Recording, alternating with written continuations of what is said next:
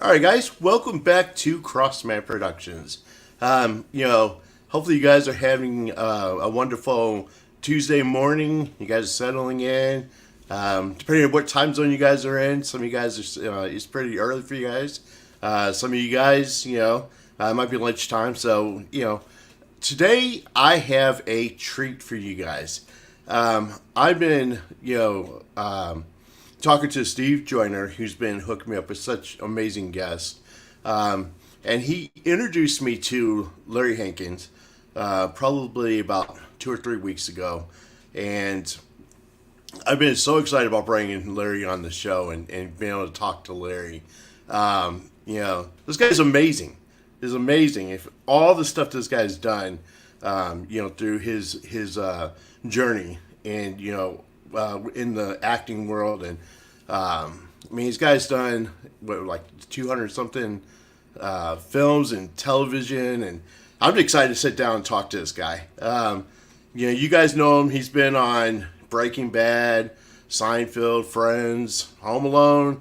There's a slew of movies this guy's been a part of. So, we're gonna bring him in. We'll get to know a little bit more about him. So, you guys, I'm gonna go ahead and Larry. Thank you so much, brother, for being on the show.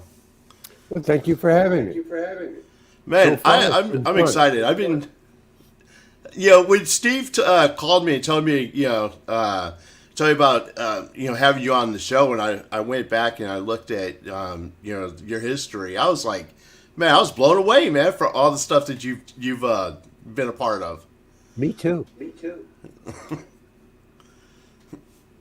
So, we're go ahead and jump in, because I'm really excited to. I have like a ton of questions to ask you. Oh, great. So Great. Yeah, ask away. I got a ton. I got a ton of answers.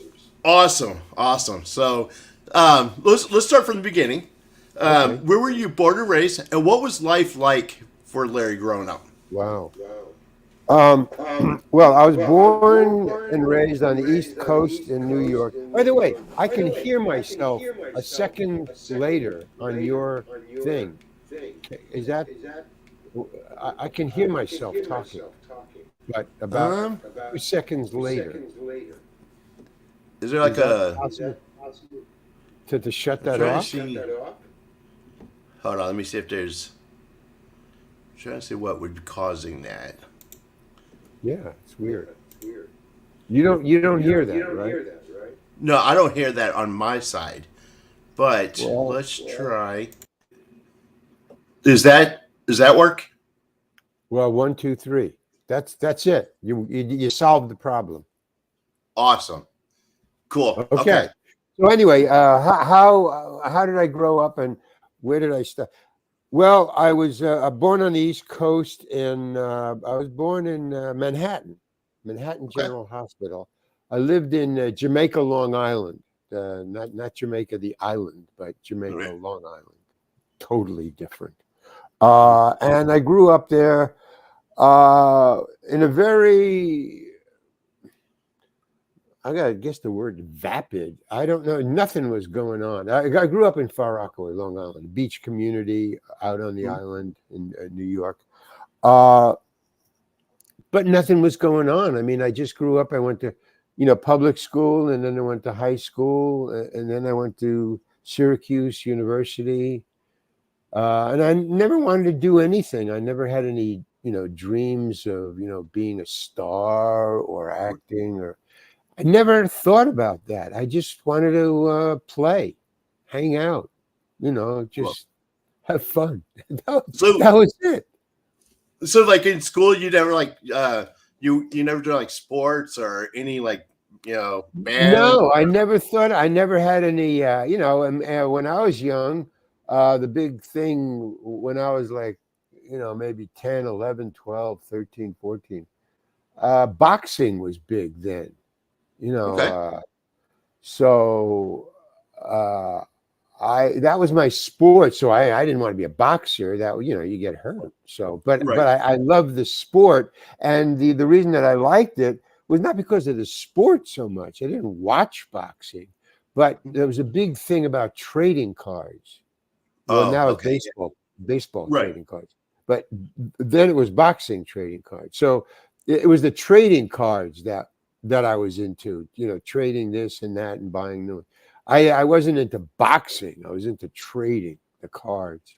Right. So and there was a lot. We lived on the edge of the suburbs of Far Rockaway, Long Island, by the beach. So there was a lot of lots around, a lot of weeds, a lot of open spaces. Because I lived on right on the edge where the sidewalks kind of ended, where the road kind of they didn't take care of it much. So I could walk maybe half a block away and it'd be in a lot, Oh, just this wow. big lot, huge, big. Went for 3 or 4 blocks. It probably was in all directions. So that's how I grew up. Nothing much. And so I became an arsonist. I became a firebug. I Oh, would really? Yeah, just pass the time because there was the only I had no outlet for any kind of energy. My home was very bereft of inspiration or any kind of motivation to do anything. No books, no art. It was just like Wow. nothing. Chairs and couches and that was it. So I had nothing to feed off of to get me to, going. My father Right. was an accountant, so that didn't inspire me. No inspiration at all around me. And there was right about 3 or 4 houses down. We lived in our own house, Right. own home, 2-story block of 2-story houses, and about 5 houses down from me was a bully. So that was not fun going out and walking around because the bully was always 5 blocks or 5 houses away. And he would Wow. just say, "Hey, you Wow. can't walk on this side of the sidewalk." What do you mean? Larry? I don't want to say the name but his name was Larry too. His first name was Larry. Wow. So Larry said, "No, you can't walk on this side of the street." What do you mean? "No, you can't walk on this side of the street. You have to cross over." "Well, I want to walk on this side." "No." Boom. One Wow. of those, okay, Right. I'll walk on the other side of the street. So one day I just, there was, and there was gardens in front, little lawns or gardens, there's houses. Right. So one of the houses, they had like little bricks, put in like nice little triangular, like a little thing around the lawn, little book. So one was loose. So I picked it up. So it had this brick. So I'm walking Wow. down and then I come up to Larry Bondi's house and he goes, "You can't walk on this side of the street." Or some stupid, he just Right. wanted to fight, You can't do this.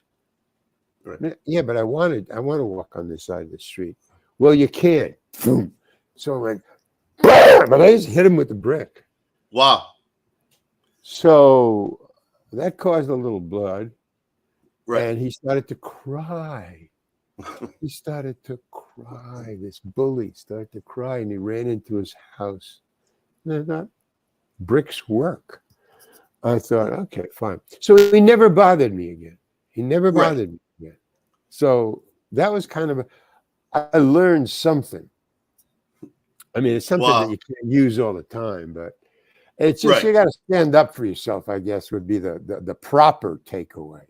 But okay. So anyway, that was the only kind of exciting thing that I did. And then like I say, I burned down the barn across the street because a lot came across the street. It ended like across the street and then there was houses.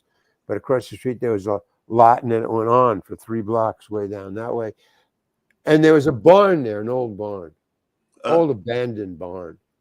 Like it was in somebody's backyard. Actually, there was no the lot, just went up to their property, and then there was a house. Right. So then there was a barn right behind it. So I thought it looked like they owned it, but no, there was and there was an old glider, an army glider inside. Those old thing, where the troops glided in Germany, Right. over and then they landed with troops Right. inside. One of those was inside. They had the wings taken off and folded against the wall. So it was just the fuselage. And I Wow. used to go in and I used to break into the barn. I mean, it was really easy. I mean, it was like dilapidated.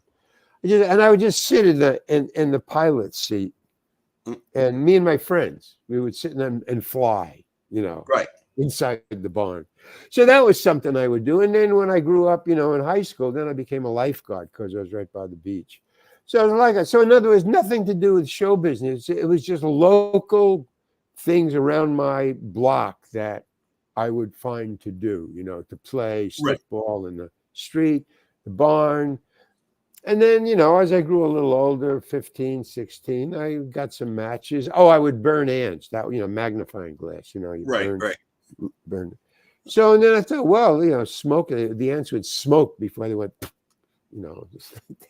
I Right. thought, oh, well, that means this is hot enough to start a fire. Let me see if I could start a fire. So, yeah, I started with paper, and you could burn a hole in it. It wouldn't actually catch fire. It'd get brown.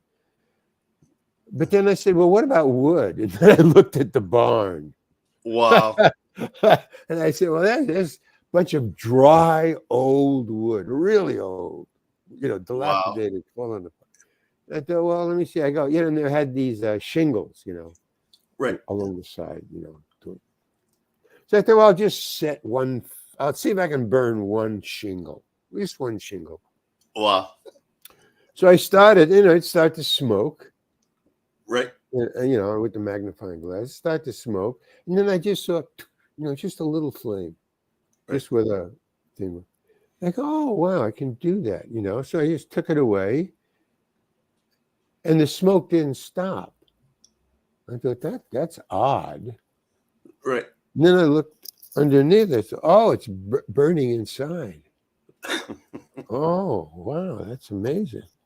So then I tried to put it out, but it had gone up inside, and now smoke was coming out up here. And then it just started, man. And it just, Wow. and I just walked across the street and watched for a little while, hoping somebody would call the fire engines. Wow. Not me. I was 15, man. I figured Wow. I call the fire engine, and the cops are they're gonna find out. I gotta. So I just walked away. I went into my house, and I just waited. And then the fire engines came, and the cop cars came, and the cops came. No, Larry's been in the house the whole time. Right. So the guys are like, okay. They put out the fire. The barn was like half burned. One wall. Okay, so that was, and then I went to college, and I had to go to college because my parents wanted me. So it got me out of the house, but Right. I just went to Syracuse. I wanted to draw. See, I was an artist, so I Okay. went to industrial design. I thought that was art, design, Right. art. No, it's industrial. It's Right. really designing machines. That's what industrial design is, designing Right. machines, screws, and mollies, and cars. And I was good at it because I was I was good at art, Right. so I got high marks. So I went, it was a 5-year course. I went to college for 5 years to get my Wow. degree.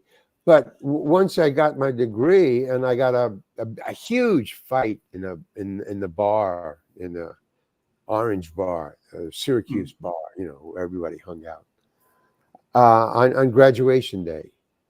So I got in Wow. a huge fight. Oh man. And I got the crap knocked out of me. Oh man. I started the fight. So that's my only claim to fame. I Right. started the fight. Yeah. Boom. It was over a girl. So Wow. man. Right. Crazy. He hit a girl. You can't Oh. hit a girl. You can't hit girls. Right. What was that? And I said to him, I said, because it happened in the back. She just ran out crying. And it was a friend of mine, a girl friend of mine, Okay. ran out of the bar crying. What the hell is going on? And then her boyfriend, I knew he was a boyfriend. He comes out and he stands at the bar, and I go, hey, Joni just ran out crying in the back. You were with her. What happened back there? So somebody else said, well, you hit her. Wow. I said, "Are you kidding? You hit Joni?" He said, "What do you want to know for?" He said, "Well, she's a friend of mine, you Right. know." And I said, "Did you really do that?" Wow. He goes, "Yeah." I said, "No, wait a minute. I want to get this straight. This is important. Right. Did you hit Joni just then back in the back there?" Right. He said, "Yeah. And if she comes back in here, I'm going to hit her again." Wow. So why did you hit her? Because you fucked her. Wow. What? No, what? Where did you get that? Because I didn't. You know, Right. I'd probably do the same thing if I did, but I didn't. I said, "No, I didn't." He said, "Yes, you did." And then everybody in the bar just, I mean, they're listening to this now. Now it's interesting. Oh, Right. his girlfriend. And this boyfriend, Derek, was a lacrosse player. If there's Wow. anything tougher than a football player, it's a lacrosse. They don't wear any padding at all, except Right. gloves to protect their hands because they have sticks that they hit each other with. Right. So they don't protect the body. No, protect the hands because they got to hold the stick. Right. That's the most ridiculous piece of protection I ever heard. Oh, protect me, not his hands. Wow. So I said, "Okay, so let me get this straight, just once and for all. You hit Joni just now in the back room. We was dancing in the back room. In the back room." And he goes, "Yeah, and if she comes back in here, I'm going to do it again." So, Wow. okay, that's all I wanted to know. Bam! And I just, whoa, man, it was the best shot I ever took. Wow. Oh, it was beautiful. I got him right in the center of his nose. It's just a Uh, blind thing. All I remember is my shoulder jerk. That's all I remember. All I remember is this. That's all I remember. And I just saw him flying. wow. And I said, "Wow, what a lucky punch," I said to myself. I think it was over. It's over. No. So then they took me outside. Well, the crowd pushed us both outside. No fighting in here. Great. Right. Fighting outside. If they want to fight, put them outside. As the bartender said. So the Right. crowd just, "Oh, great. They can fight outside." So the crowd pushed us outside. Right. And he just proceeded to just annihilate me. It was really very, very, very sad. Wow. So I sat there for a while, but that was my graduation. That was my graduation. So because I dislocated my arm, Right. I had bruises all over. So and it was raining too, so I was all wet. So I couldn't design. I couldn't go to. I think it was Ford wanted to hire me as an industrial designer because I got an A average Oh, wow. in industrial design. So I mean, Right. it was weird. I didn't want to do it, but I got an A average. I don't know. I just if you put me in front of something, I try to do my best. I'm one of Right. those guys. Right. It's just ridiculous. So I had nothing to do. So one of my best friends um, in college, Carl Gottlieb, who wrote Jaws, the movie Okay. Jaws. He Yeah. was my best friend in college. So I Okay. asked him, I said, "What are you doing after you graduate?" It was the day of graduation. Right. And he said, "Oh, I'm going to Greenwich Village. I'm going to be a writer." And I said, "Well, how would you like a roommate? I don't know what I'm going to do. I'm not going to be an industrial designer, but going to Greenwich Village sounds great." Because I used to go to Greenwich Village from Long Island when I was going to high school, go there to hang out. So I thought, fine. I knew it from high school, just getting on the train and going to Greenwich Village for the night, Right. and come back on a midnight train. So that's what I did. And that's where I kind of got into show business. I had nothing to do. I had a degree in industrial design, but Carl had a job in a newspaper during the day, a local, just neighborhood newspaper Right. during the day. So I had nobody to talk to. I had nothing I didn't know what to do, no part-time job. So I would go to coffee houses at night. There was Okay. nothing to do.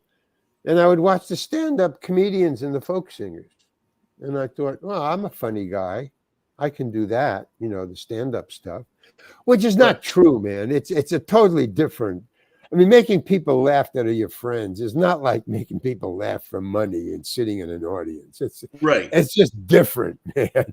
But I was naive.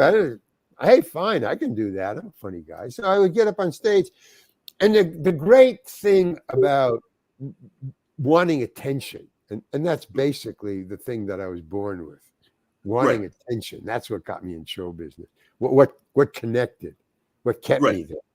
I didn't know it until I got up on the stage, and I said, "Wow, this is cool up here." And nobody, can. Well, I thought nobody can get to me up here, but that's not true. Because as I got on, and I started to get into Lenny Bruce, George Carlin, Richie Pryor stuff. Right. And you can't do that in every nightclub and in every coffee house. In Right. coffee houses, mostly you can, but not in nightclubs, because I was starting to get really good. And then I got a manager. I got Woody Allen's manager. So Okay. that was like a big deal. And so I was getting booked with nightclub singers. And I was booked with Woody when we were, I would tour with Woody. Okay. And so that's where I started to see Woody's audience. I wouldn't get any laughs, or I started to do worse and worse instead of getting better and better. Right. Because Woody's managers saw me in coffee houses, a Right. lot. And he said, "Yeah, this guy is really good. I'll send him out with Woody. He'll open for Woody, and this is going to be great." So I was good at what I was doing, being funny, finally. I mean, it's a learning curve, but I finally got it. Right. But I started to see that the more I worked with Woody, instead of getting better, I would get worse. Because I wasn't changing anything. I thought I was improving, but the Right. audience was just not with me at all. Right. And then Woody would get on and he'd kill. He'd, everybody be laughing on the floor, man. It was just incredible. Tears in their eyes. Right. So that's when I learned, and the second thing I learned was you've got to find your own audience. Woody's audience wasn't my audience. Woody's audience is not Richard Pryor's audience. Right. Not Lenny Bruce's audience. That you got to find your own. So I said to my manager, Woody's manager, Jack Rollins, I said, "Hey, man, it's not working. I'm not getting the laughs anymore. I haven't changed anything, but Right. it's not working." And he said, "Oh, well, that's what he said. Woody's audience is not yours. You're just Right. starting to learn that. Okay. All right. So you're at that point now. You're getting good enough where you got to go out on your own." So he started booking me just on my own with, chanteuses and singers and lovely, well,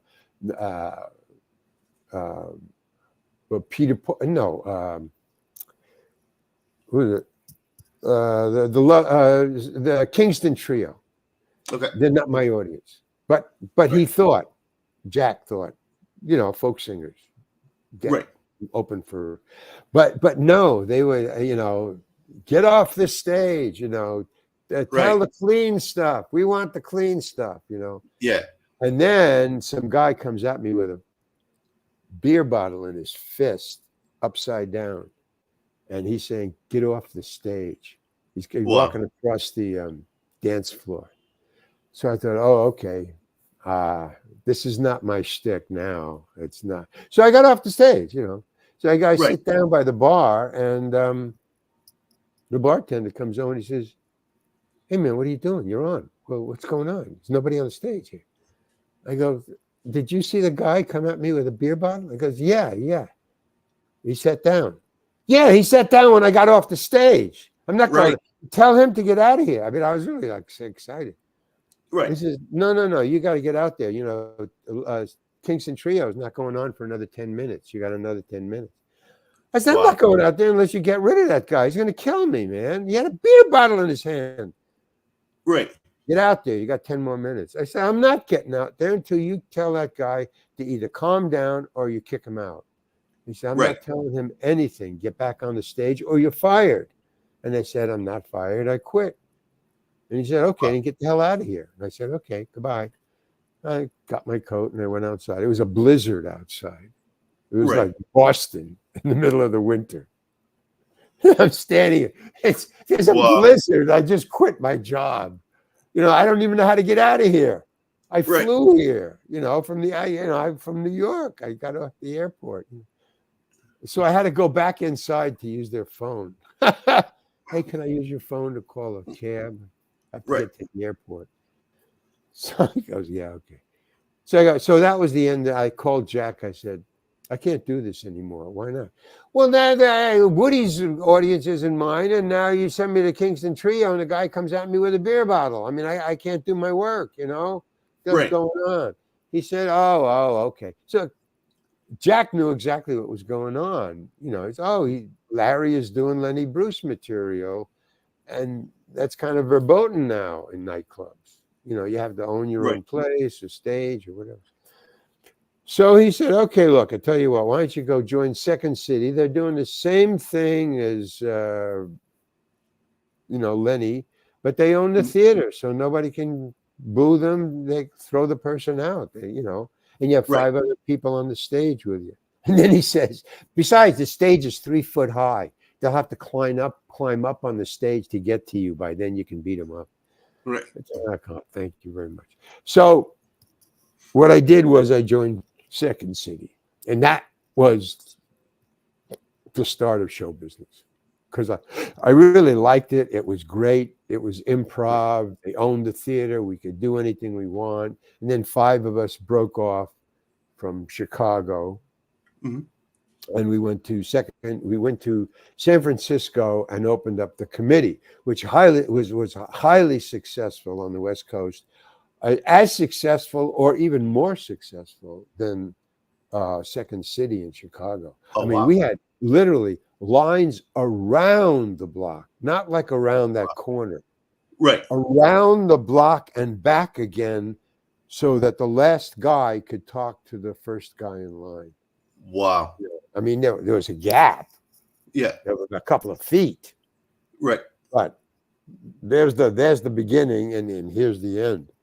I mean, we were very successful. So that's what caused all the people, because we were in San Francisco, the producers and people who hire and cast people to fly up to San Francisco for $35 round trip in those days. Wow. In the late 60s, 67, 68, 69. Right.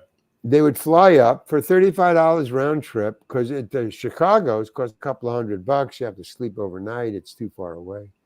So they would fly up and they would hire us, and we would be going back. So we had the best of both worlds. We had a gig, a regular gig in San Francisco, and then we could also fly down for a week to do a sitcom and then come back and work on our own show. So we had the best of both.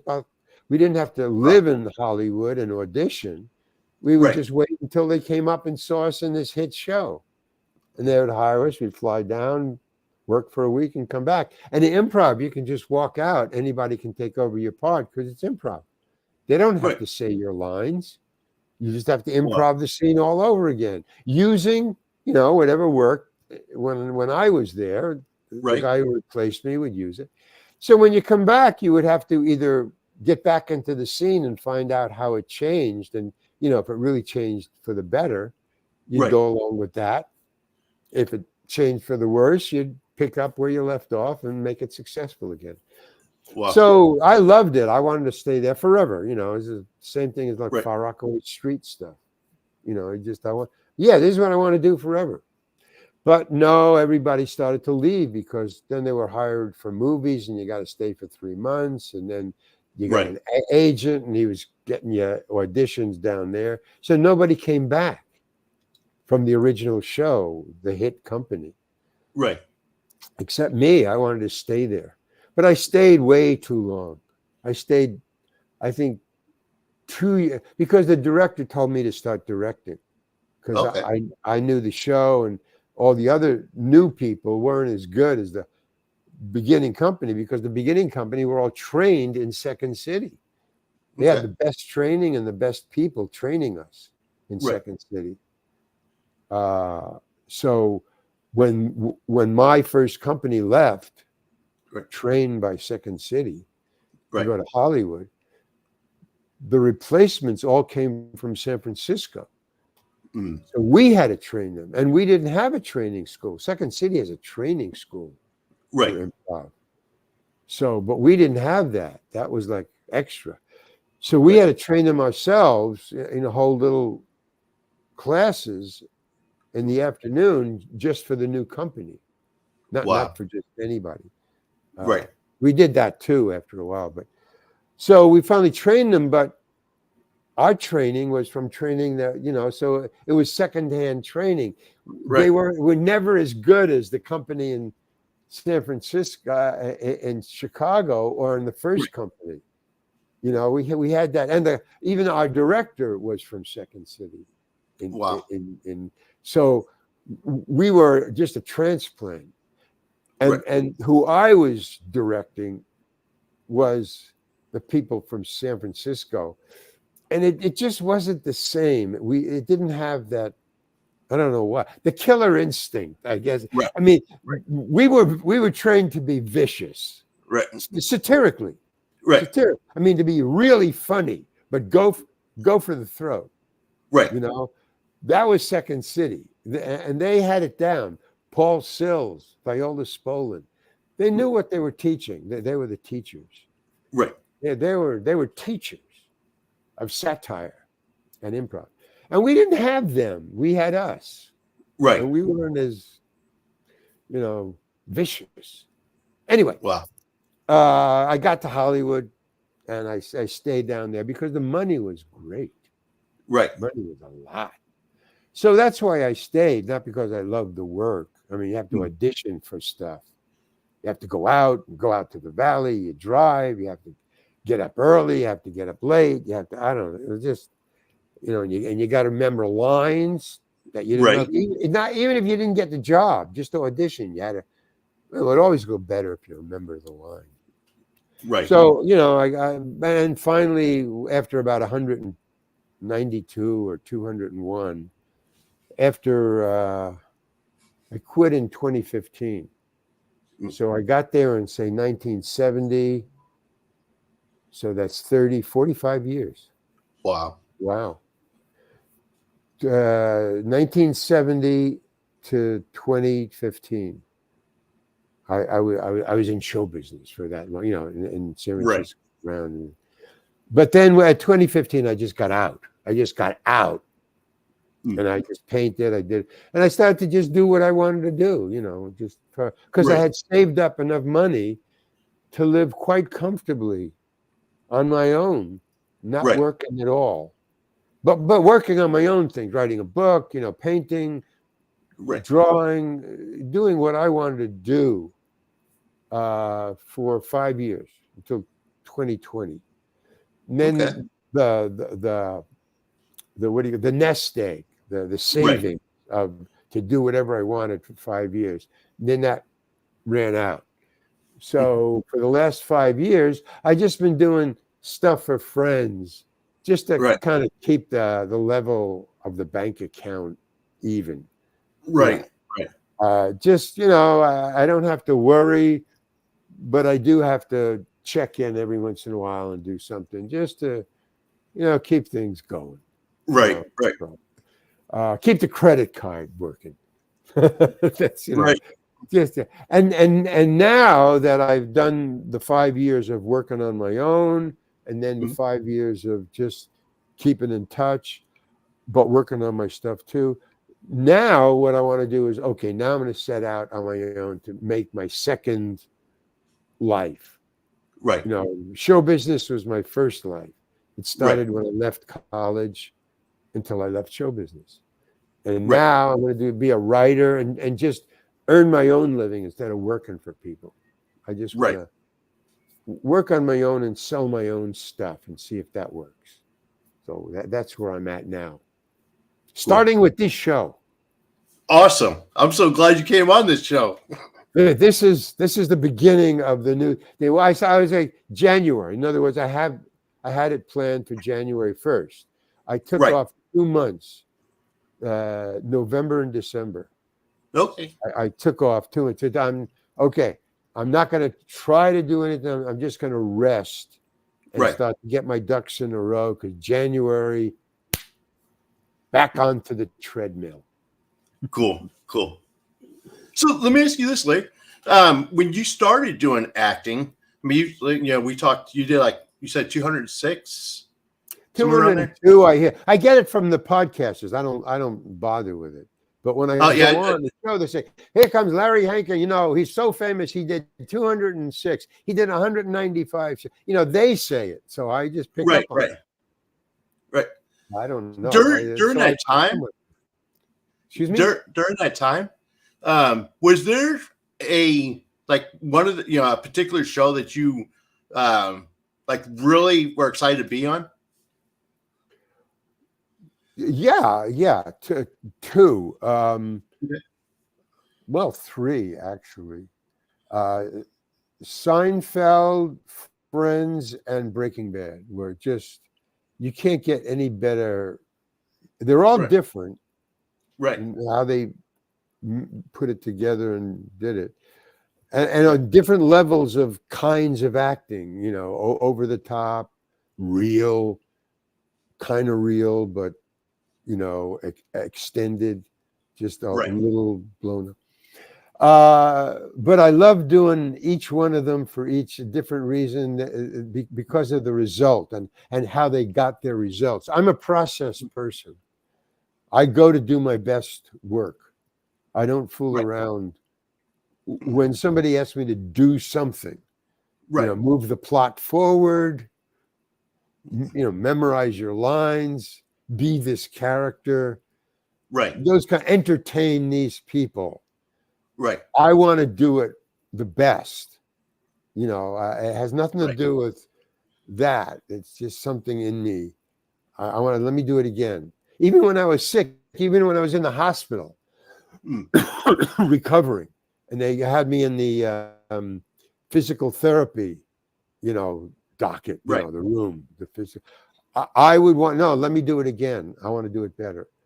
And there's no, Wow. we'll do this again tomorrow. No, I want to do it again right now. I can do it better. I can do it faster. Wow. And I wouldn't leave until I did it as best that I thought I could do it in my own head. Right. And they would think I was crazy. They said, "You don't have to do it again." And I said, "Yeah, but I can do it better." I remember one there was a stopwatch thing. It was because of my leg. So I had to get my leg better because I had hurt it. Right. So they give you balance tests, walking tests, stepping over things, because it was really bad. But now it's fine. Right. I'm perfect. So they had me stepping over. It's like a little what I called it is a miniature steeplechase. You had to go over things and around things in a very small space, within 5 feet. It was very small, but and they had a little stopwatch, and they said, today we're going to do the steeplechase. You're going to have to step over things, see if you can control your balance. Right. So I did it. I said, okay. So he said, how'd I do? So 14 seconds. So it's a very small, short little thing. Right. So 14 seconds. I said, what's the best time? I'm very competitive. Right. Said, Right. well, what's the best time? I mean, they don't tell you that. They said, Right. well, a couple of days ago, I don't know. Then, well, what's the time? I think it was 11 seconds. Wow. All right, let me do it again. No, you don't have to do it again. I want to do it again. Well, you don't have to. You did it. I mean, 14 seconds is pretty good. Right. I want to do it again. Okay. Okay, what was my time? 12 seconds. I can do it better. Let me do it again. So I did it like 5 times, and then the people in the therapy room start to gather around and watch this idiot. No, let me do it again. I want to do it again. And I would do it, so I got it down to 9 seconds. I said, okay, that's fine. All right, I did it. Well, because in 9 seconds, just like you're not injured at all. In other words, 9 seconds is just normal. So you blew the best time away. Oh yeah. So, but you see, here's what they don't tell you, and what I did was, I doomed myself. I was in. It was called health therapy Right. rehab place, but my insurance was paying for that. I wasn't paying for Oh. that. That was part of the operation, and I Right. was insured. So I was insured to be in this rehab place for 20 days. I had 20 days to recover from the operation. Serious Wow. operation. Yeah. So this was on this test Right. in the therapy room was 8 on the 8th day of therapy. I mean, the first couple of days in the rehab, you don't do any therapy. You're too Right. weak. But then after about 4 or 5 days, they get you into therapy. You got to move, use your legs, walk around. Right. So 4 days of nothing, and then 8 days of therapy, and then I hit this contest. So 8, Right. 12, 11. It was 11 days, the contest. Okay. So I had at least 9 more days minimum of Right. therapy. But on the 12th day, Right. so yesterday, Friday, I get a call on a Friday. I stopped Thursday. Friday, I get a call saying, this is the insurance company. We're stopping your payments for your therapy. Sunday night is your last night. And then Wow. Monday, we stop. No more payments on Monday. If you're where you are now on Monday, you Right. start paying. I said, yeah, but I got 9 more days. No, your reports of how good you're doing in therapy is off the charts. So Wow. you're well enough that we can legally stop Right. payments. You're better. I said, Wow. well, can I fight this? And they said, oh, of course. How friendly. Of Right. course you can fight this. All you have to do is, put in a claim. And if your claim goes through, then we'll keep you there until 20 days at least. I said, Wow. great. Well, when can I do that? I said, well, right now it's 4:30 on the West Coast. We Right. close at 6 and we don't open until Monday. I said, yeah, but Monday I can't be here because you're going to stop payment. Exactly. So you're going to have to get Wow. out Sunday night and then Right. file a claim, and then we'll go to court. Yeah, but that means but I don't have any therapy for 11 days. Exactly. I said, well, what good does my filing a claim? This may go for months without any, Wow. He said, well, yes. And they're all so happy and, Right. yes, we know, very friendly. Yeah, but you're out of there by Sunday night. We stop payments. Sorry. I go, what Wow. the, and then I talked to the, health therapy place, and I'm saying, what's going on? Said, oh, they do that to everybody. What do you Wow. mean they do that to everybody? Well, they call on a Friday and at late Friday, knowing that they close the offices on Saturday and Sunday, and that you have to, and that you're out of here by Monday. So they know that there's nothing you can do Wow. legally. You have to sue them Wow. to get the money to keep coming, because as far as they're concerned, you're gone and out of there Sunday night, and they don't Right. care. So that's Wow. what they tell everybody, and then you either fight it or you don't. And probably 50 to 80% of people know they're out of there because it's a report from the therapy. I went to the physical therapy Right. place where Right. they filled out the form, and they said, hey, what did you do? You said I was really better. And they said, well yeah, because you are. I said, Wow. yeah, but now my insurance company shut me off. And they said, well, yeah, that's what they do, you're better. And I said, but I thought I was under the impression I had 9 more days. And they said, well, yeah, everybody thinks that. But when Wow. you're better, you're better. And if we try to keep you here, for the Right. rest of your 9 days. That's fraud, Larry, and we're not going to do that. They'll take our license away. So, in Wow. other words, basically, and I'll admit this, I was better.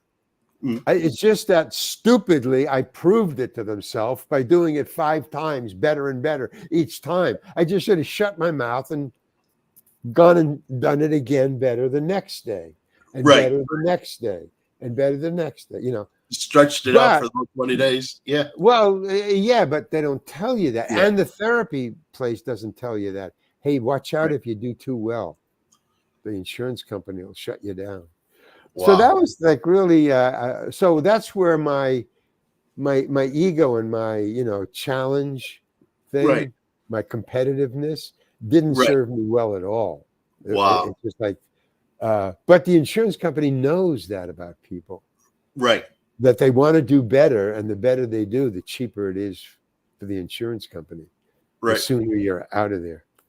So that was like a kind of interesting learning curve. I just picked that up. Right.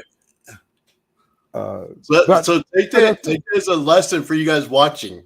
yeah, that's why I was just telling you people, if you're going to the hospital, don't get better too quick, Right. for your own good, just for the insurance company. Just, yeah. But it depends on, what it is, and if you want to. And the other thing is sometimes you just want to get out of there. Right. I have a friend who also was in the hospital for like a heart thing or whatever. And Right. he hated it. He Wow. wanted to get out, but they wouldn't let him, Yeah. because it was too dangerous. Right. But he's the man, get me out of here. I want to get out. Yeah. But no, you just take it easy. So yeah, but luckily, like I say, that hospital thing and the health rehab thing that happened while I was, dropped out of show business. So it didn't Right. affect anything. And a matter of fact, I took it as a little vacation. Wow. Well, I can't walk around, I can't ride my bike. So I'll just rest for, I think a month. It took me 2 months from the operation to just, I rode my bike a couple of days ago. So took me about 3 months of rehab. No, from operation to riding my bike, it was 3 months. Okay. Now you wouldn't know that anything was happening. Yeah. It's all better. So you're doing better now. Well, no, I mean I'm finished. It's not that I'm doing Yeah. better. I'm normal now. I mean, some of my friends, they call me and they say, "Hey, how are you doing, Larry?" And I get like, really, what do you mean, how am I doing? What do you mean, how am I doing? Well, with the operations, that's like 20 years ago. I don't even remember that. Wow. I mean, I just get bugged when people, say, "Hey, how are you doing?" You rehab. I don't even remember going through it. It's gone. It's out of my. Right. I mean, I remember it now. If we could Right. talk about it. Right. But I don't think about it. I walk around like I walked around last year. Right. So it's like really weird. They bring back a silly memory Right. of when I couldn't walk. Wow. I don't remember that. Wow. So Larry, let me ask you this: of all the projects you've done, what's the most memorable moment during that time? Well, I mean, right off the top of my head, the character of Breaking Bad, Old Joe, was my best real character. Right. I did a character, an undercover cop, a long time ago in Star Chamber. So Okay. those two are my best memories of being an actor and acting real Right. and serious, not funny, and hitting, just doing it just well, just Right. making it happen. But then the funny stuff, Mr. Heckles. It's a bittersweet memory because the character was so well written. Right. I never improv'd any of that. I mean, I just did it Oh, as wow. written. and it just came across great. And it just happened to have that character in me, Wow. and it was written well. So the writer and I both were on the same page, literally, with Right. that character. So that was the most successful, right up there with Old Joe. It's just that Old Joe had the added factor of being a serious character. Right. So I give it a little edge. But those two, and then Seinfeld, working with Larry David and how he writes and how Jerry writes, right, and how they put characters together so they're funny. Right. I loved working under those conditions. The absurd reality, and a totally absurd reality. Right. That can't happen, but I'm buying this hook, line, and sinker. It's great. Right. Friends is just a little stretched reality. It's just a little over the top. Not much. Not as much as Seinfeld. So Mr. Heckles was well written. Cool. But Kramer, the Kramer character, was just cool. So those three are the best times I've ever had where I was very happy to be an actor. Wow. Oh, this is great. But nobody on the set, has my point of view, my world view. Right. So I don't get along well with other actors. They come from a world that I ran away from. Right. They come from my parents' world. They come from my Far Rockaway world. They come from the real big picture world, the normal world. I can't handle that. Well, I hang out with the underworld, with the overworld, with the oddballs, with the weirdos, the funky junky heroes, the comedians and those people, the outsiders. Outsiders, that's who I hang around. Right.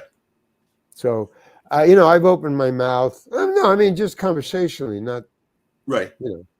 Just like, for instance, okay, I'll give you a perfect for instance.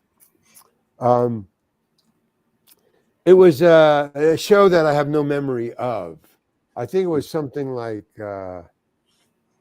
some woman's, straight ahead funny show, some normally funny show that I wouldn't be hired for.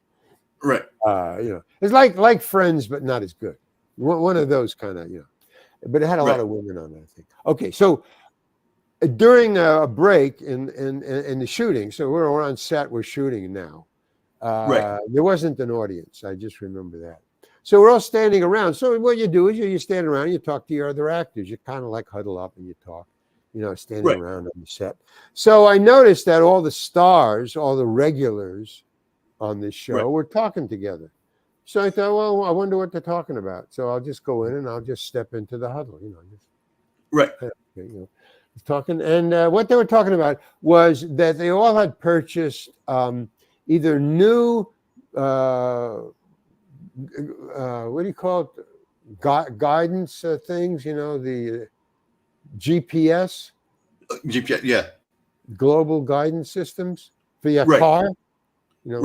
They either bought one. No, what they were talking about was the car that they had just bought had GPS worked into the dashboard. It was part of the car. So that was like a new thing. This is years ago. Right. Generally, you had to buy a guidance thing and put it in your car. But now cars were coming out with it on the dashboard. So that's what they were talking about.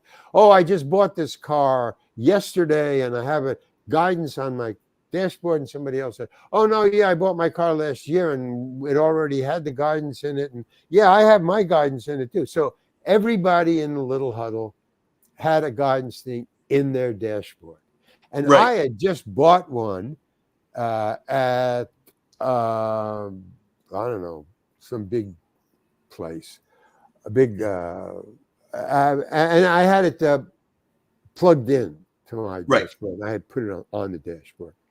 So they say, blah, blah, blah. Oh, yeah. So I said, oh, yeah, I got one of those. And they turned to me, oh, so, what do you got? And I said, no, I don't have it in the dashboard. I just bought one and I put it on the dashboard. Right. And that seemed to be a non-conversational part of their conversation. It didn't Wow. fit. Everybody had it in the dashboard, and I, an interloper, an outsider, had bought one and put it on the dashboard. How weird. How cheap. Wow. How non-conversational. So I was kind of like squeezed out of the group, I just like boom. So I thought, okay, and so I started to notice that from then on, because this was in the beginning of my career. Right. I started to notice that I just didn't quite fit in the lifestyle of the other actors. Everybody was kind of normal, kind of my avoid at all costs, People, yeah. boop, boop, boop, boop. No. Wrong place, Larry. Right. Don't fit. So I just accepted that, and as usual, as normal. That's how I. So I thought, yeah, well, it's going to be a tough time for me in Hollywood. I can see that, and it was true. But I just did the best, my best work. I just did the best I could, best I had. But I also am ADHD and dyslexic, so there's a factor that Hollywood has a difficult time dealing with. There's a lot of people in Hollywood who do have ADHD and are dyslexic, more than you would think. Actually, I think it's a receptacle for ADHDers and people with dyslexia. And dyslexic people. Yeah. It's there's a lot of them. Wow.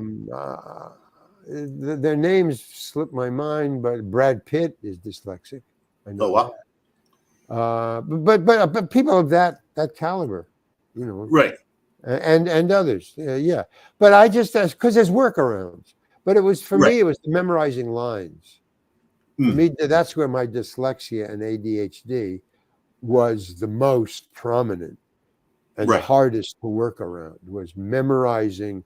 I mean, I can do small speeches and stuff, but when the parts got really big and important, they gave me, and so I would get the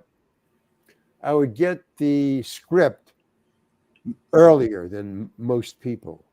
And it was probably part of my contract. Larry gets the script so many days ahead so that I could use the time to memorize. And it worked, fairly well most of my career. But sometimes it was, no, you just get it tomorrow, and I can't do that. And then one time on Breaking Bad, on Camino Real. The El Camino, the movie? El Camino. Yeah. Where I walk around the car, the walk and talk, in that thing. I started to go up on my lines. And Vince Gilligan, who's directing, said, hey, Larry, you got your lines down? I said, well, I'm working on it. He said, okay, let's just everybody take 10 minutes. Larry, go memorize your lines. I said, okay. Wow. So he took 10 minutes, and I go off on the side. No, I got it. Said, okay, you got it memorized? Okay, yeah. He said, okay, let's do it. So I did it, and fine. Moving on. Okay. So yeah, but I said, he just thinks I went up on my lines. Kind of normal. All actors do that. I said, to me, that's like a dyslexic,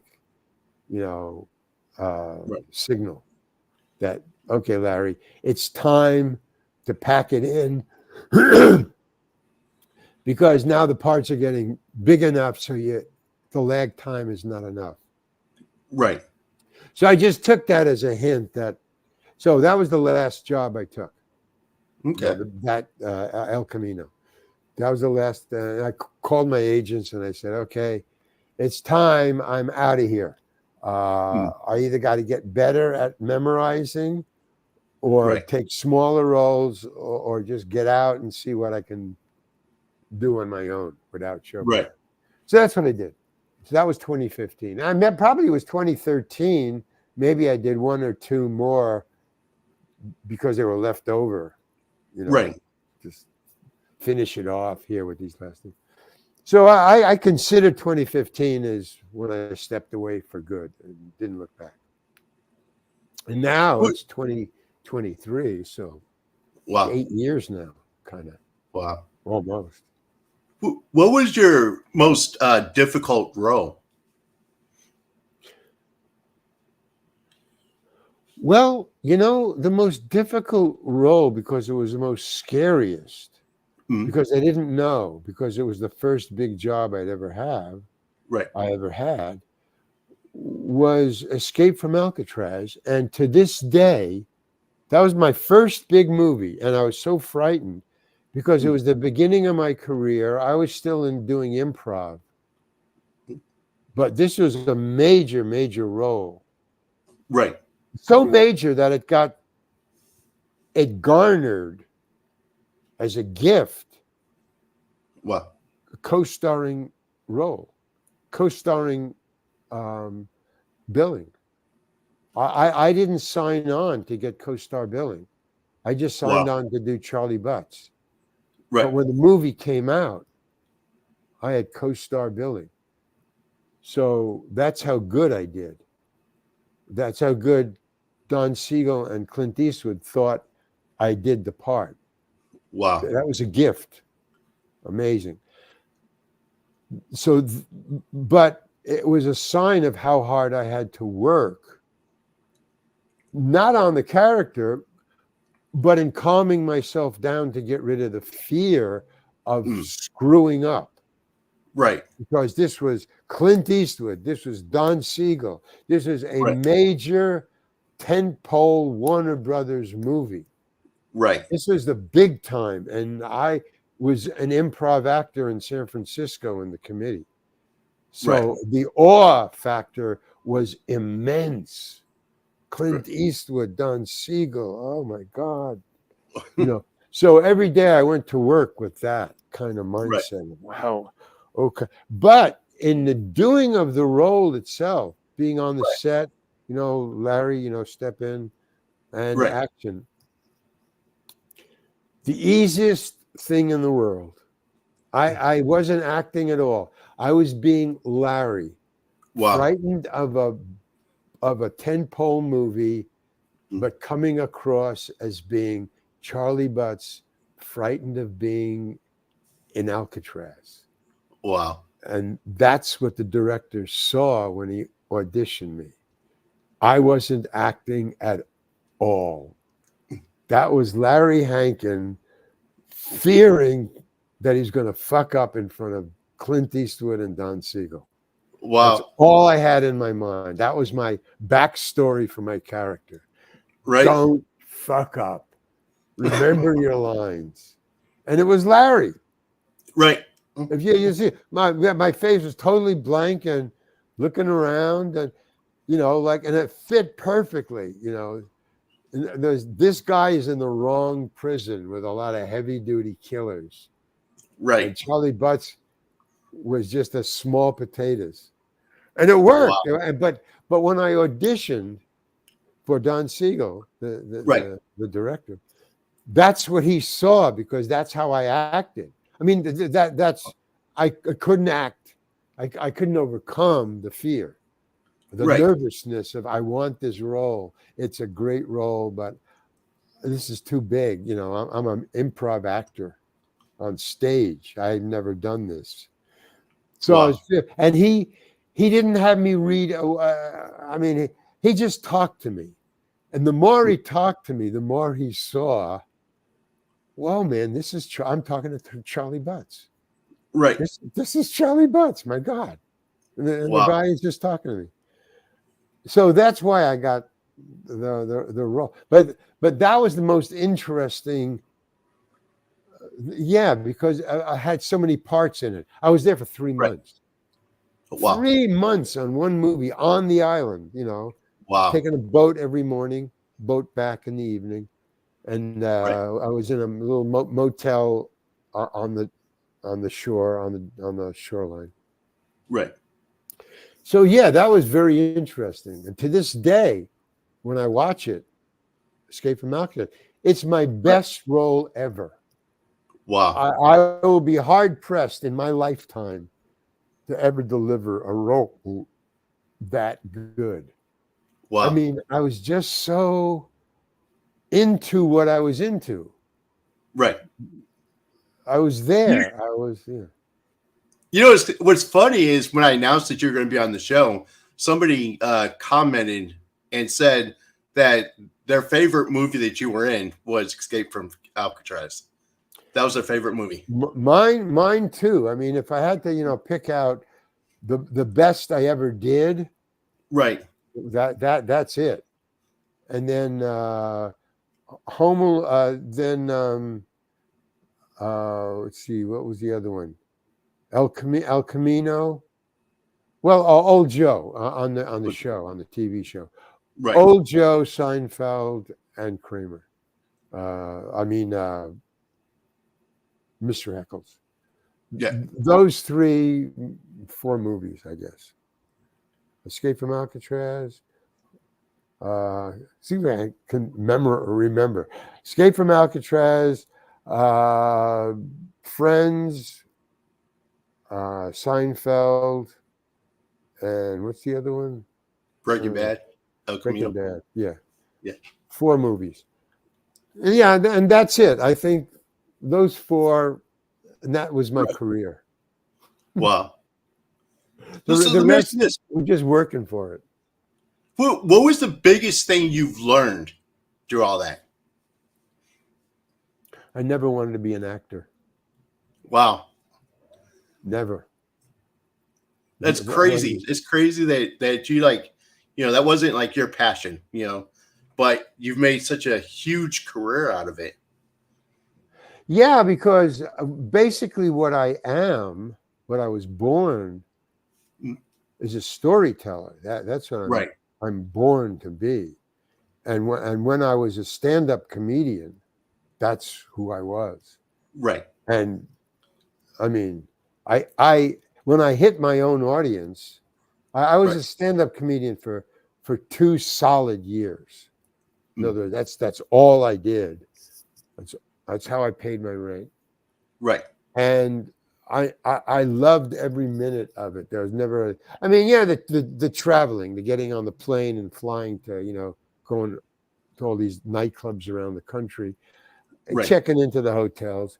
Well, it wasn't my favorite, but it was part of I was being who I was born to be, a stand-up a storyteller. My act was like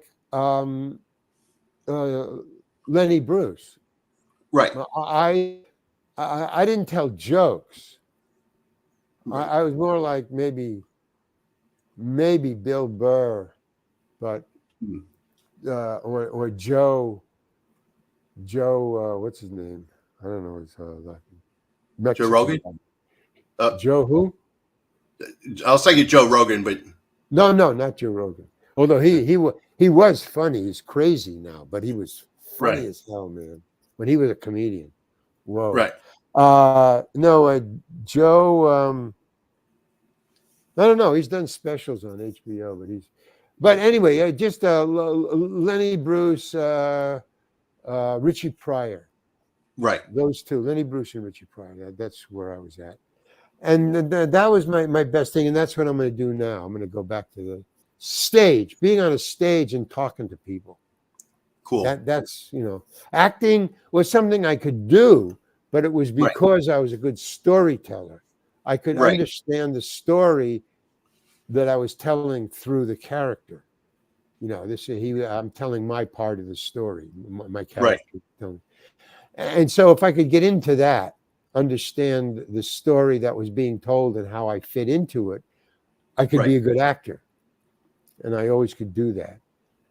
But that, I guess, was because of my industrial design training. It was basically they trained. It was a problem solving Right. uh, gig. Right. Matriculation. They Wow. just taught me how to solve problems. Build a machine that does this, or build a machine that does this better. Right. Basically, you had to solve a problem. Build a machine that does this, solve that problem, or does Right. it better than the machine they're using now. Right. So it was problem solving. So I always had a hankering for following Michelangelo Wow. or Leonardo da Vinci. Not Michelangelo, Leonardo. Leonardo. His tanks, his little drawings in his Right. codicils, his little drawings of tanks and Right. and parachutes. That's where my head is at. Right. That's what I would do in public school, sitting in the back with another Wow. guy who was a drawer. We would sit and we would draw while the teacher was talking. We'd sit and draw on our desk and pass papers back and forth. These little drawings. Right. Or our favorite game was, I don't know, it was popular when I was a kid, but I've never seen it done ever since public school. You would write, not print, write Right. a letter of the alphabet. Right. B, C. Right. What's a complex one? Like you could either capital or lowercase, Right. didn't matter. But you would have to write in script a letter, Right. F, and then you hand it to the other guy, and he had to make a drawing, a cartoon, Right. starting with that Wow. handwritten letter. Right. But the letter had to be part of the drawing. Right. So you would have to use it to make a face. Like B, I could always make a lion out of it. The B, the back of the B, Right. that was the nose. Okay. And then that was the face, and that was Right. and then you would just put the mane around it, and you would have Right. a lion. So we would sit and do that all day long. So that Wow. was the problem solving.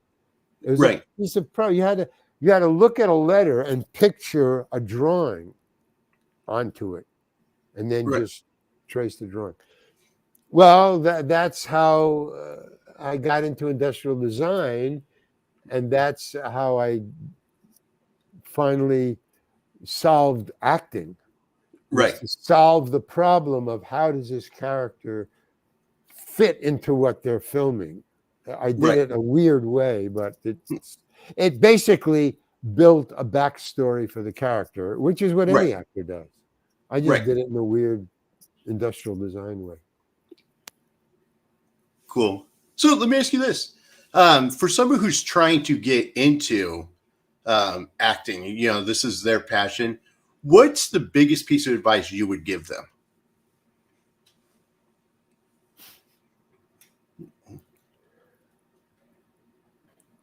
Look in the mirror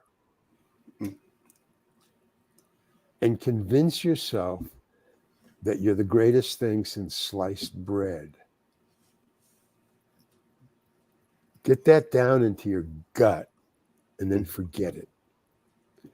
Because the entire industry doesn't want to hear that. Right. So that's what you got to just keep. Right. And doesn't matter what they tell you, you're good, you're great, you're bad, you stink, get out of the business. Don't listen to any of it. The greatness or the worst thing they can tell you. Just know that you are, the best. That's all. That's all I can tell you, man. Wow. And get ready. Get ready. Yeah. But if you can do that, the rest is easy. Right. The rest is everything else. Right. Yeah, But you just have to buckle down and just know that's what you want to do. That's what Right. you know. I just wanted the money, and I wanted the money bad enough. See, so that was the thing. I got to pay my rent, and I'm going to pay my rent by fucking auditioning and getting this job. Right. Not because I'm going to be famous, because I can pay my rent at the end of the month. Right. Well, I want this job. Right. So they say, well, no, you can't have this job. Sorry, you don't have it. We're giving it to him. Okay. Wow. The next one, I want to get this because I got to pay my fucking rent. Right. But a lot of other people do it because they think I am the greatest thing since sliced bread. I don't care about the rent. I'll fucking sleep on the sidewalk. I want this Wow. job because I'm an Right. actor. See, it says, it's you got to get down to the nitty gritty, and then life becomes okay. Life becomes a bunch of problem solvings, and you got to go shopping, and you got to pick up your car, and you got to take your girlfriend to the movies, and that's life. Right. And then there's this fucking focus, man. Right. This focus. You don't have to tell anybody about it. Hope your parents did a good job. That's the other thing. Oh shit! What's this? Okay, wait a minute. Because I can't stop this. I'm gonna answer. Hello. Okay.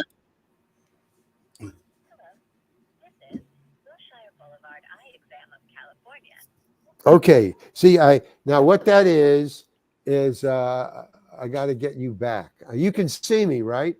Yeah, I can see you. I can see you. Yeah. There's something I can't see me. So it's like I've been. There you go. Okay. Oh, I've learned. Okay, I've learned how to work this. That's the first time I figured it out. Awesome. Yeah. In other words, my phone is attached to my computer, which is not good. Okay. So when it rings, it pays attention to the phone and screw what's going on the internet. Right. And I You can't gotta love get it technology. back. But this time I just got it back. Okay. Yeah. So what were we talking about before that happened? You were knows? giving a piece of advice. Oh yeah, So- yeah. Well, that's the advice. Because if you hope your parents did a good job. Right. If they did a good job, just do what you have to do. I never had a dream. See, that was my mistake. Right. I always just wanted to be here now. Right. Which, the Zen Buddhists in Leary are full of crap. Be here now doesn't work anymore. Wow. It's the future that's real. Remember that. Right. The best piece of advice I can give anybody. That. The So- future is the only thing that's real. Now. That's true. So let me ask you. So you have a book. Oh yeah. Let's talk about your book. Hey, here's the book. It's called That Guy. And it's about everything that I told you on this show, but way more. See, it has a lot of pages. Wow. Millions of pages. But they're all funny because I'm a funny guy. But it's the truth. It's how it's what I did while waiting to get in front of the camera.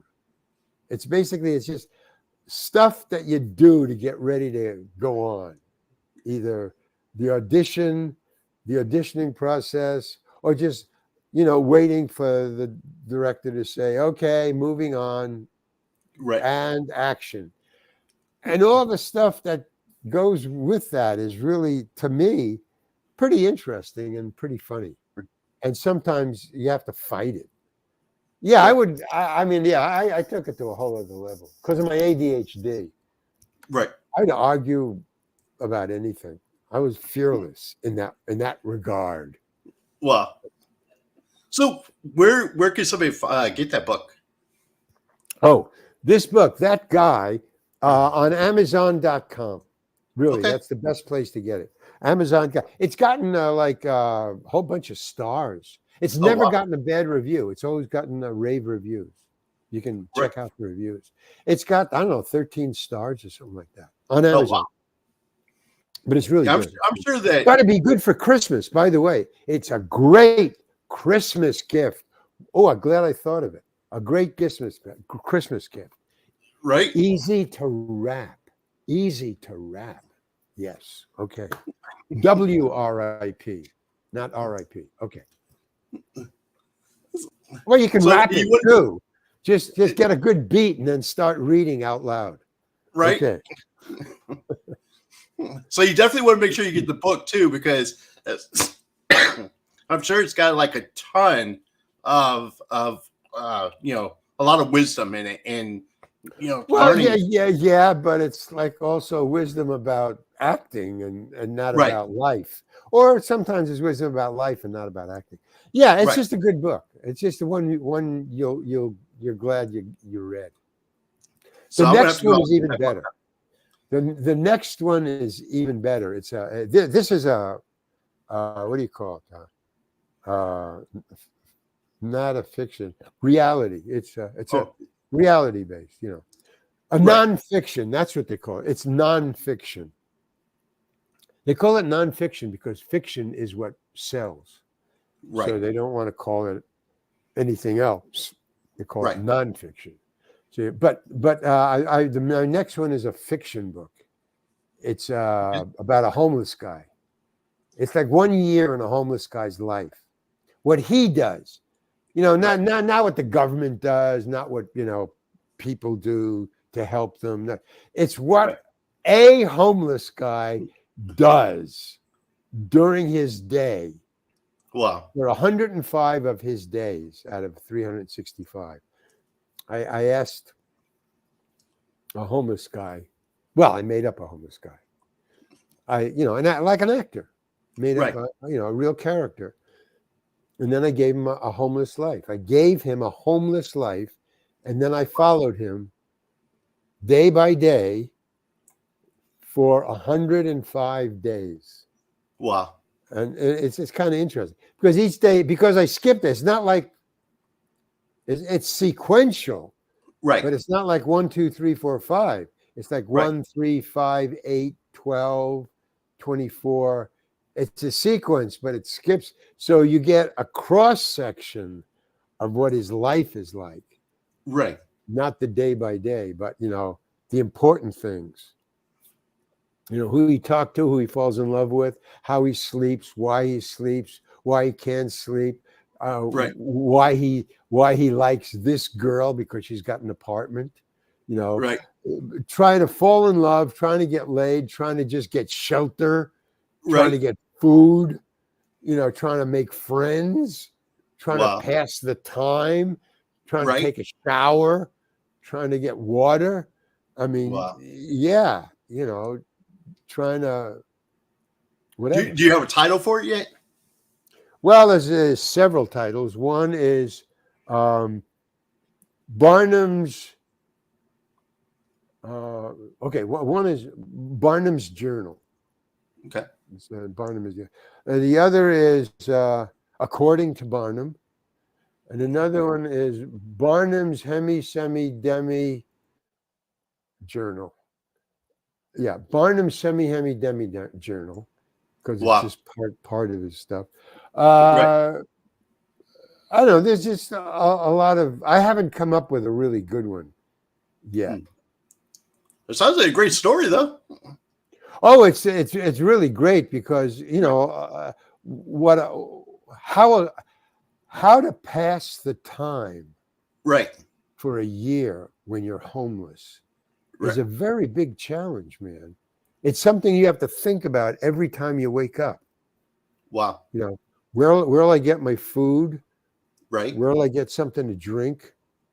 Maybe the same place as the food. Where do I feed myself? Where do I go to sleep? Right. And how do I not get busted? Right. And what do I tell people when they approach me, depending on, because people Right. approach you all the time. Why are you doing this? How long have you been doing?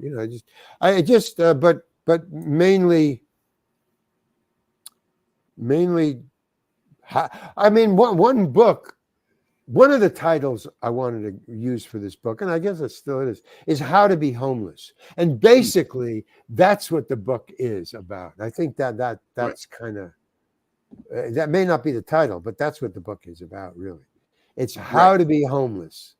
Where Wow. to go, what to say to cops, what to Right. do, where to go, how to find a place to sleep, Wow. where's a good place, where's a bad place, how to be homeless. It has nothing Right. to do with the help part, with Right. the government or, begging for money or no, it's what you Right. do How to when survive. Right. how to stay alive for a year Right. on the Wow. street.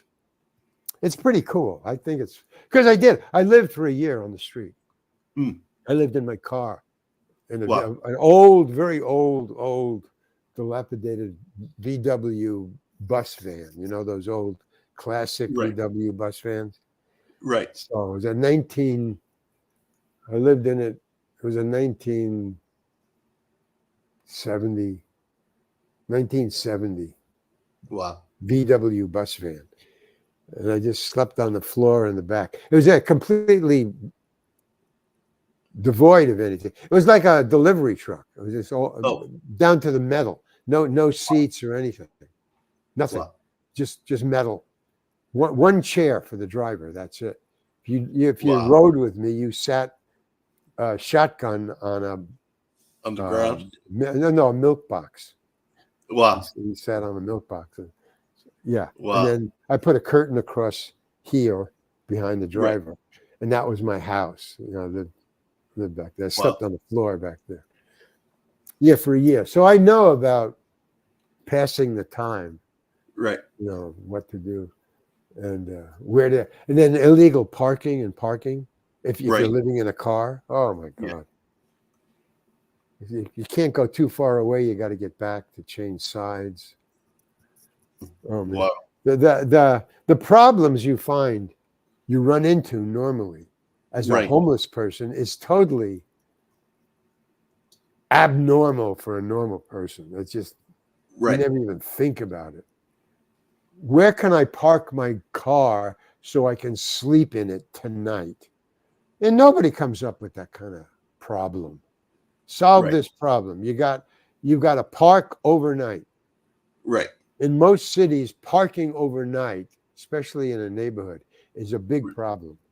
Right. It's so, and then if you want to go park to go get some food, you got to find a place to park nearby, or can you get to it? Or Wow. It's a different life. It's a different life. Right. Different signals, different input. Cool. So what's next for you? So you said you started. See the stage. I'll just act for friends because I have enough friends. So I'll act. So I might be in a sitcom here or a movie there. I'm not going to seek it. I don't want to seek it out. I want to go back to the stage, stand up, a storyteller. I want to do what I want to do now. I finally figured out what I want to do. I want to tell stories. That's what I want. Wow. Cool. So that's next. Awesome. I was looking at the drawings behind you, and you talk about storytelling. Have you ever thought about like animation? No, it takes too much time. It's very work intensive and time intensive. Right. It takes a long time. But no, those I just did on my computer. Those are Oh, really? Whatever you call it, Photoshop. Okay. I did them on Photoshop. In other words, basically they're prints. I do prints. I Photoshop them and then I blow them up. So those are actual prints. I had those printed in a art printing shop. So those are I have about 40 of them. I have them up on thereallarryhankin.com. Cool.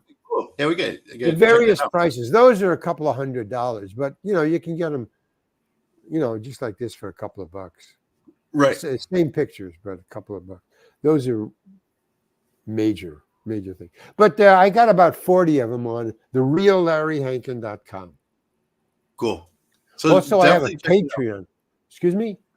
I was telling my audience, definitely go check it out. Oh, yeah, they're really great. They're a surprise. I didn't know I was that good.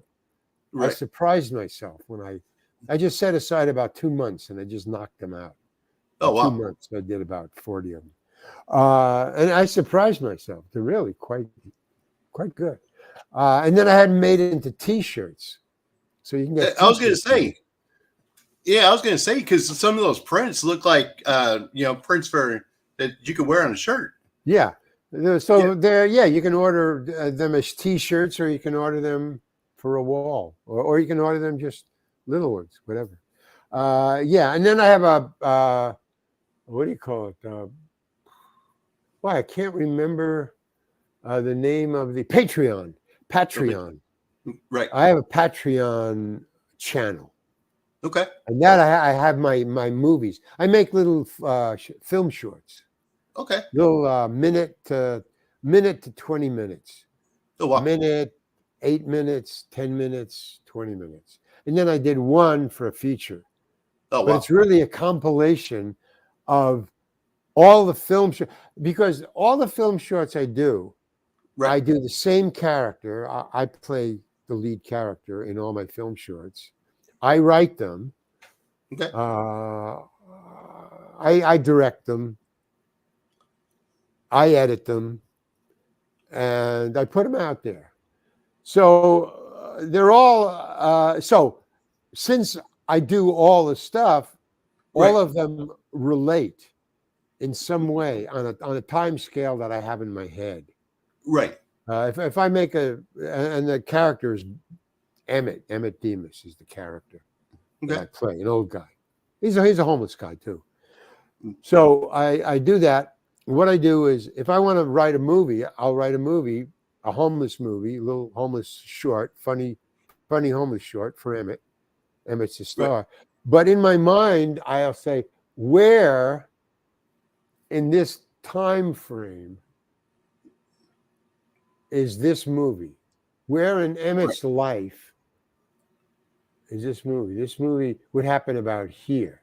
So in other words, this movie that I'm going to write right now, actually, because I have the idea, that idea happens before this movie that I did 2 weeks ago. That movie was over here.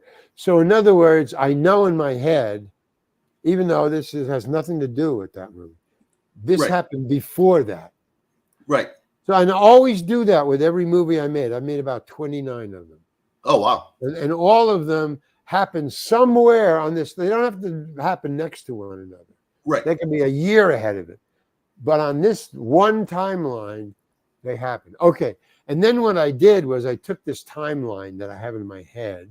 Right. Oh, this would happen there. This happened there. This happened there. Okay. Then what I did was I took all the time in between, all the movies in between, or all the imagined time in between. I just dropped that out, moved them all together, because they're all the same character, right? Right. And they're all sequential. They all happen after the other one happened. This one happened after that. I put them together. And when I put them together, there were 6 of them, say, for 10 minutes each. What? That's an hour feature. Wow. So in other words, they do connect. And all I did was film little interstitial connections that made it seem like it was one movie. Like they all happened within the same time frame. Wow. So that's the one feature-length movie that I made, is really me hanging together 6 or 7 or 8 of the 27 film shorts that I've made. I just squeezed them together and made them into one big, feature film. But they're really, and you can kind of tell it's a very episodic, but it's one story. It's just one story, and it follows like it was one story. But if you look at it a couple of times, you can see it's kind of episodic. Right. It kind of jumps. Well, in a way, like movies that happen over several years. Right. That's what they do, right? I mean, this happened in 1945. This happened in 47. This is a contemporary thing, and somehow you weld it together with a interstitial kind of, Right. maybe he's telling the story, so you cut to a face telling the Right. story. So that was then, and this is now, and now you cut to that. Boom! It's one story. Wow. So so that's but I just my free time is just based on how can I do something to make money and entertain people and entertain me at the Right. same time. Wow. It's all one thing. Do So, podcasts. exactly. So, if somebody's waiting to follow you, keep up with what you're doing, what's the best way for them to do that? Well, just check in on Patreon, check in on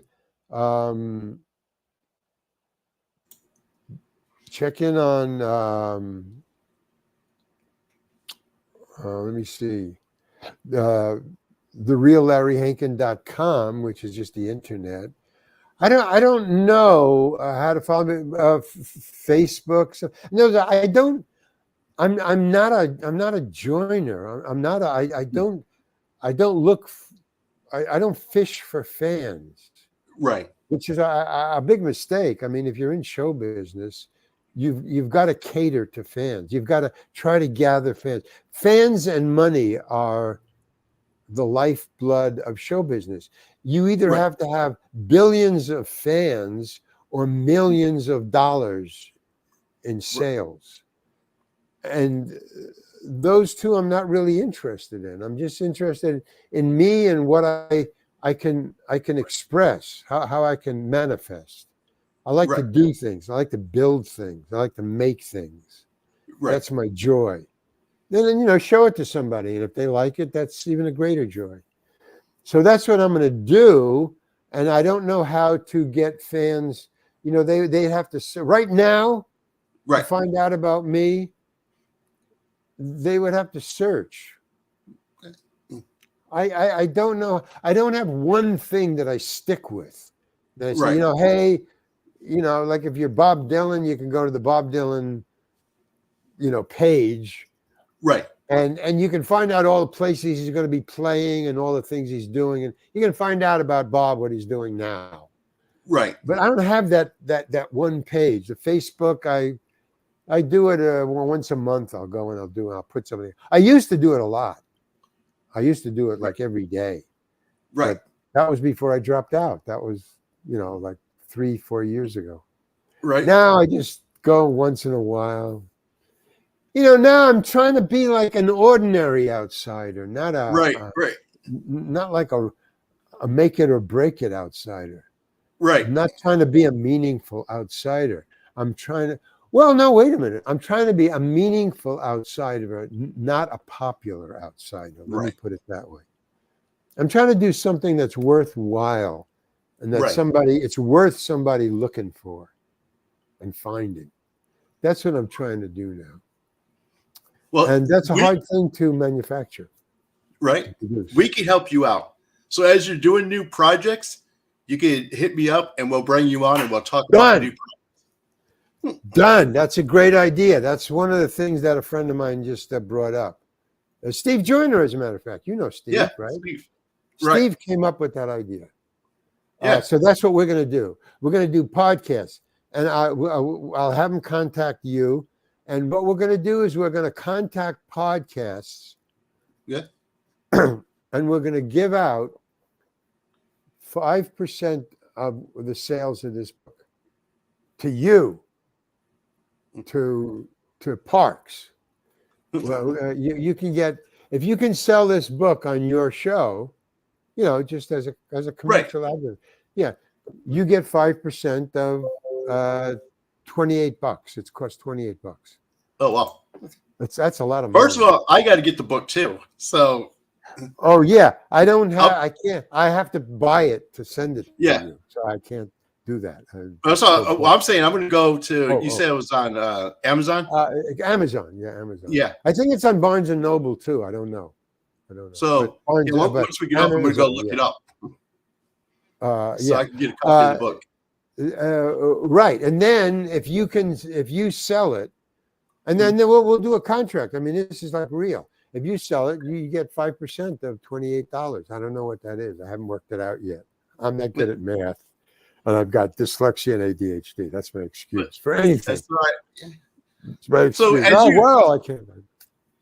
Well, as you're doing new projects, we'll just bring you on. We'll keep Oh, up. okay, that too. But this I want to sell for Christmas, basically for Christmas, but also next year. I mean, I'm just going to keep doing this because I'm going to do keep doing podcasts. That's cool. Another thing I'm going to do regularly is podcasts. So look for the podcast too. That's kind of cool, and especially on your podcast. By the way, I got a question for you. Sure. And then I got to go. How long have we been on? We've been on for an hour and 41 minutes. Wow. Okay. Just one last question I got to ask. The Crossman escutcheon, that symbol on the back there, that's a Jewish star, a cross, and a crown. Now, is that because of religion or because it's just luck that it happened to be all religious symbols put together? Well, you know what? This was actually when I first started doing television back. I've been doing television for a while, interviews. My mom actually had a dream, and in her dream, this symbol was all over the place. Wow! Like she said, she saw it all around the world. Wow! And so after she woke up, she went and woke me up, and she's like, "Hey, I had this dream," and she's like, "I saw this symbol in my dream, and I saw your name and this symbol all around the world." And she drew out the symbol, and I've been using it ever since. So it actually came from a dream that my mom had. So that symbol and Crossman Productions, that your Crossman Productions. Right. Oh, but that symbol is amazing. Yeah. I mean, it's so amazing. In that one notices it, and to me, try to figure it out. I mean, it was just a symbol. And then I said, oh, wait a minute, hold it. There's a Jewish star here. And then once that popped into my head, and a cross and a crown, all three major religions. And I thought, wow, your mom is way ahead of the game, man. She's a true outsider. She's a free thinker, man. So I actually have that tattooed on my back. That's wow. That's great. That's great. But tell your mom it's really a cool symbol. Well, I'll definitely. Excellent. Well, cool, brother. I'm so glad that you were on the show, man. Okay, I'm glad I was on the show too.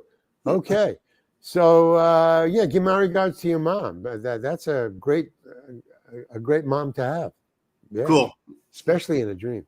Okay, I'll talk to you later, man. But thanks for having me on, and rock on, Parks. Cool. And we got to do this again sometime soon. So whatever your next project is, you got to let me know.